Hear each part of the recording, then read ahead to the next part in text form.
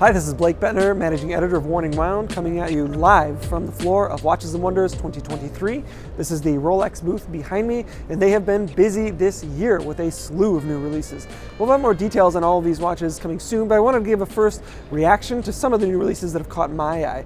The big one here is a new redesigned Daytona. This is a 126500 in steel. This gets a slightly redesigned dial and an updated movement, the 4131, which will replace the 4130. Now this updated Daytona will replace all the existing Daytona models. So that means they've pared down some of the colorways and have a new starting base here. So there's still a black and white dial in steel. There's a slew of precious metal examples as well, including a new dial on the white gold, which is a black with silver subdials. I have a few feelings about this Daytona, a few good things and a few bad things, or a few things that I would change actually. The biggest thing that I really like about this new release is the move back to the stick marker design for the hour markers that we saw on watches, the earlier Daytonas, most recently the 16520. In fact, this whole watch has a bit of a 16520, otherwise known as the Zenith Daytona, feel to it. One thing that I don't care for is the thin surround of the subdials on the steel models. Of course, the subdials are filled in on the precious metal models, so it takes care of that a little bit. One thing to note, there are still no ceramic bezels on the full precious metal references. So we've also seen the meteorite dials be discontinued this year.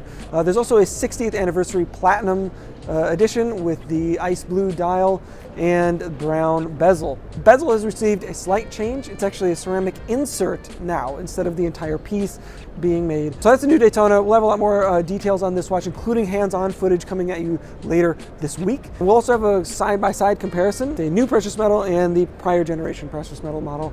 So keep an eye out for that on Worn and Wound. One of the other new releases that I really love from Rolex is the 1908. This is a formal watch from them, not the Cellini, but it's got a little bit of that vibe. It's a 39mm watch. It has a 3, 9, 12 dial with a sub-second dial at 6 o'clock. This is a beautiful watch, and I love to see them leaning more into their formal side watches like this. We've also got a new 40mm Explorer that will join the 36mm Explorer, which at first glance looks quite lovely. I'm glad to see more options coming into this range. A lot of people were missing the 39mm Explorer, so it's not all bad. We've got something back, and it looks like they've dialed in the proportions of this particular reference, so it hopefully won't be suffering the same kind of wide dial proportions of the 39mm.